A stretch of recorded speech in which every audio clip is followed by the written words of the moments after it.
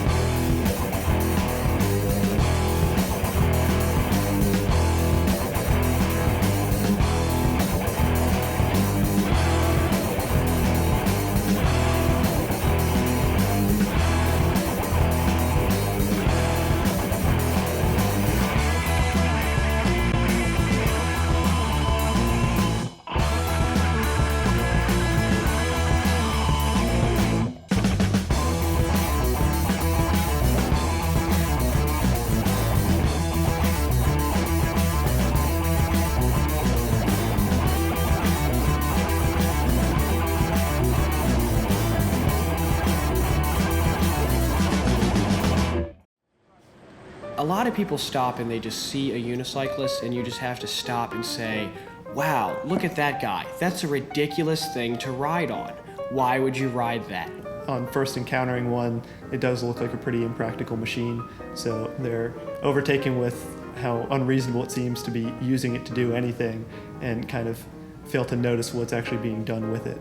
You can see it in, some Cirque du Soleil performances, and that's more artistic unicycling, but the only place people see unicycling is clowns and, in cartoons and stuff like that, and it's never really taken seriously. Let's face it, unicycles are different. It's not a common sight to see a person riding one down the street. So what do people think of when they see someone riding a unicycle? These guys here? Circus. Circus act. Clowns. Why? Like Barnum and Bailey Circus, I don't know. I feel like it's kind of like skateboarding, but like completely different. Or it's like the same like venue as skateboarding, like people like hanging out, just like doing things on wheels. Well, yeah, the first thought that comes to mind is the whole circus aspect, but watching these guys, it just seems more athletic and like trying to figure out the tricks. It still has a long way to go until people are going to be aware of it. As they become aware of it and see videos, their response is usually, oh my gosh, I had no idea. I thought it was something just, from the circus.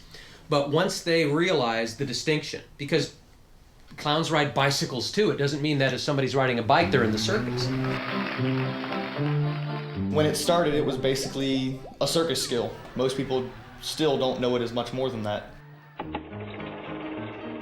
The first machine resembling a unicycle was the French Peterson, patented by Davis in 1851. Many other designs followed, but none held public interest since the ability to ride on one wheel remained an unexplored novelty. Although the exact origin of the unicycle is still debated, the most accepted theory is that it was discovered by accident while riding a penny farthing. In 1871, British engineer James Starley invented the high ordinary bicycle, or penny farthing, because the two wheels resembled an English penny and farthing. These bicycles were very popular in the late 19th century and were also very dangerous. Many accidents ended with injury or death from what riders called taking a header, or pitching forward over the wheel. This common hazard was caused by a sudden deceleration of the front wheel.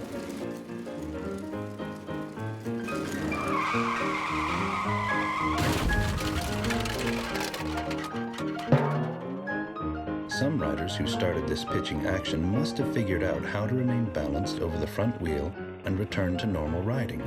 Eventually, riders discovered they could remove the frame and just ride the front wheel and handlebars. The dispensing of the rear wheel on the penny farthing probably marked the birth of the first unicycle. George Hindy, a well-known trick rider in the 1880s, is presumed to have been the first man to remove the rear wheel from a penny farthing and to have learned to ride the front wheel alone. professional unicycle and bicycle acts became very popular in the 1890s. Early photos suggest that quite a few unicycle techniques developed from riding a penny farthing. But the end of the 19th century saw the end of cycle development, as the new safety bicycle had proven to be far superior. The first Tour de France in 1903 was a huge success. There was hardly any more demand for penny farthings or unicycles, and in the following decades, the skill of riding one or the other gradually faded into oblivion. The new bicycle even caught on with trick cyclists, and today competitions are still held exclusively for bicycles. In the following years, the art of unicycling was mostly limited to performers who developed it into a circus skill. Right now, unicycling is where skateboarding was 30 years ago, when there were a bunch of hippies with skateboards riding down drainage ditches going fast. And we've only brushed the surface of what's possible on one wheel. I'm gonna muni all around and coker into town. I'm on a one wheel. I'm a unicycle rider with a 26 tire on my one wheel. I'm on a one wheel. Nowadays it's beginning to change because people have mountain unicycles and geared unicycles and huge wheel unicycles. Mountain unicycling has only been around maybe for 18, 20 years or so. And of course it hadn't really come into the fore until the last few years with YouTube. It's a real exciting time for unicycling right now because it's really starting to build into a major sport.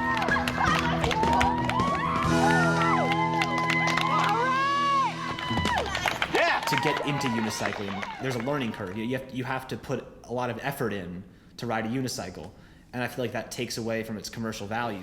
It's not instant gratification. You have to work for it a little bit, and when you work for it a little bit, you still aren't getting paid off.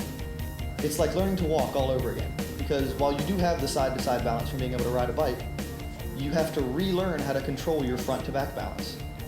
And it's the most common question I get, how do you do that? And I explain, you have to learn how to do it. It's not something you can get on and do in 10 minutes because it takes practice. I've seen people where it just takes a couple of hours to learn to ride in a straight line. Some people will practice for weeks and weeks and still never really get it. If you can ride a bike, you can learn to ride a unicycle. It all depends on you. The more you want to learn, the more time you spend on it, the faster you're going to learn. I think there's definitely a point where someone starts to identify themselves as a unicyclist, and that's a pretty important step, because now you're taking the plunge not only physically in learning to ride, but socially you're identifying yourself with this group of people, which probably doesn't have the best reputation to most people. It's kind of a geeky sport. 1, 2, 3. So if you're willing to accept that and change that perception and identify yourself as a unicyclist, that's a pretty powerful statement there. Doing any challenging task makes you a better person. It shows perseverance. Oh, well, that was another half of the circle. I did. That's so much fun. There's certainly a risk of looking like an idiot, and that's the first hurdle that people have to get over when they're learning to ride. Yeah, you good? You gotta stop laughing, man. Once you get over that, you kind of have this excess of, hey, this is kind of cool. I feel cool doing this now, instead of, I'm afraid I'm gonna look silly. Your pride is at risk. You can get made fun of a lot, from your friends and say, that's ridiculous. Why would you ever do that? But then you get to the point where you're doing cool tricks and shuts them up. Usually the first comment I hear from someone is, oh, I bust my head open on that thing, On a unicycle, you can only go as fast as you can pedal, so you're going much slower, maybe 7-8 miles an hour.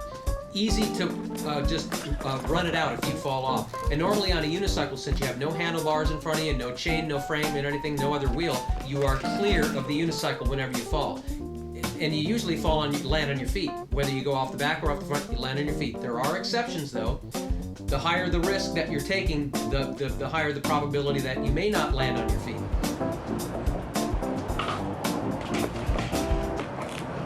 If nothing else, it'll be a beautiful veil.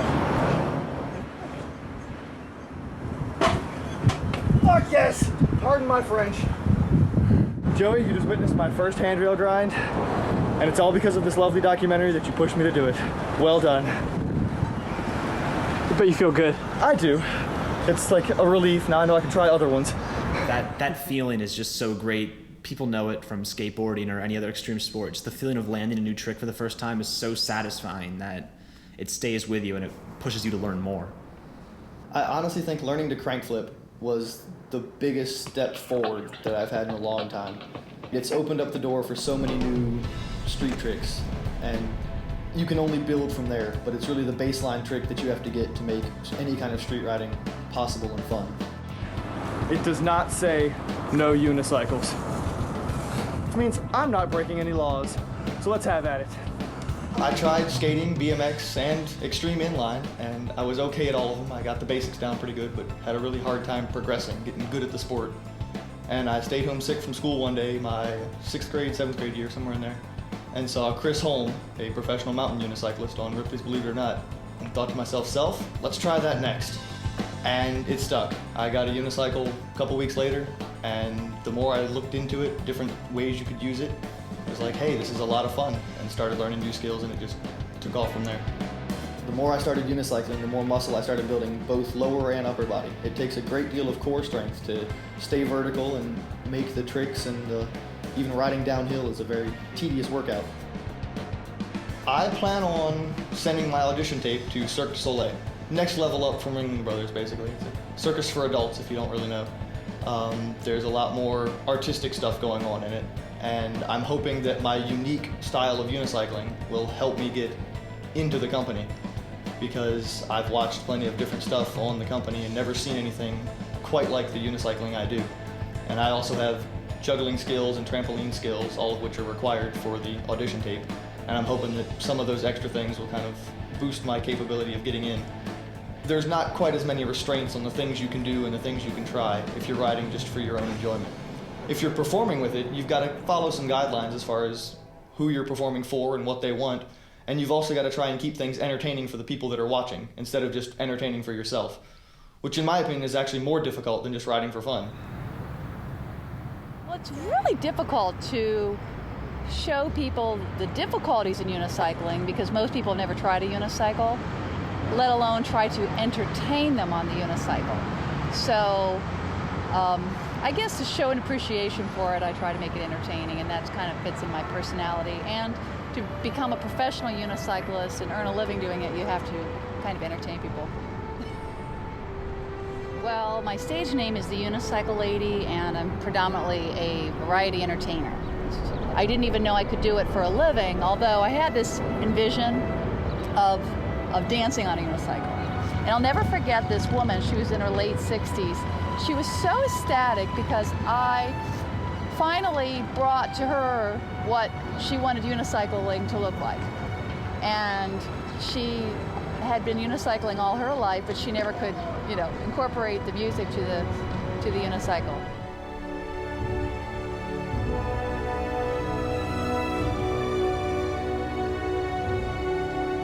I'm kind of wondering when I can retire from unicycling, because I've made the name Unicycle Lady and I just haven't met too many young females that are interested in unicycling. It seems to, for some reason, be a male-dominated sport.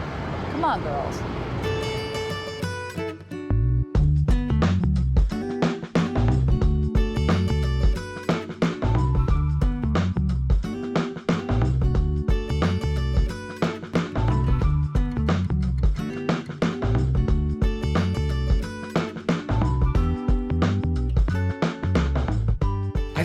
When I first started, I get bored after a couple of months. Okay, now what's the next thing? But after almost about 4 years now, I love it more now than than ever. I go to bed at night not wanting to go to sleep because I can't wait till the next day when I can ride again. It makes you feel great, makes you feel young. I'm almost 54 years old. I'm in the best shape of my life, and I almost 100% give credit because of that to unicycling. Because to me, it's more than just a lifestyle. It's almost bordering on an obsession. There's nothing else really that compares to riding a one-wheeled cycle off-road on bumpy, rocky terrain. Nothing else compares with that. And the fact that you can do it, challenge yourself, have a blast doing it, and fun, just makes it so appealing to me. Even if it's the same trail, I can find different ways to ride the trail, different ways to challenge myself. So yeah, that's a good looking section right there. I'm known as Unigeezer, and I kind of came up with that idea because I've ridden with a lot of riders that are half my age, and they kind of joked with me saying, hey, he's a geezer. And I thought, geezer, Unigeezer, maybe that'll catch on. And it did. I started unicycling about 40 some odd years ago, back in 65, 66, got my first unicycle. I got pretty good. Took me a couple of days to learn how to just basically ride. I could free mount, spin in a circle, ride one-footed, ride down a couple of steps, nothing too crazy. And then after about a year, I quit. 40 years later, I found a website, Unicyclist.com, which had all these thousands and thousands of members that love the sport of unicycling. And then Unicycle.com is a great website, one of my sponsors, by the way. And they sell all these purpose-built unicycles specifically made for like doing really extreme riding, which is what I'm into. And so I guess I had to wait 40 years for technology to catch up with what I needed to do. And I've never looked back. It's really changed my life. My friends didn't believe me there are other unicyclists. Oh, is that right? Hello. Lori, this is Terry. Hi. Terry is our local unicycle evangelist. Praise Muni. Yes, exactly. So there you go. Hi. You can go on YouTube and you can see his incredible feats of danger. Oh, he is not too tired. Every now and then I'll meet people on the trail, sometimes hikers, sometimes mountain bikers. I met him on Sullivan Canyon Trail one time riding a mountain bike, and he asked me about the unicycle, and he seemed interested in it, and told him about it, told him where he could buy a unicycle. A couple weeks later I was down there riding, and lo and behold, there was Paho with his unicycle, learning how to ride. Your son, Tristan, you don't ride? Not unicyclists, no. Why? Not You yet. should. It's usually the other way around. Your son rides trials and street, and he says, come on, Dad, learn. He says, I'm too old. He says, yeah, watch this guy. He's 54. There you go. Says, oh, okay. It's like once you go to that and you experience the uniqueness and how fun it is and how much of a great thrill and a great form of exercise it is, it's almost anything else doesn't measure up. Mountain bikes are faster if that's what you're into. But think of it this way.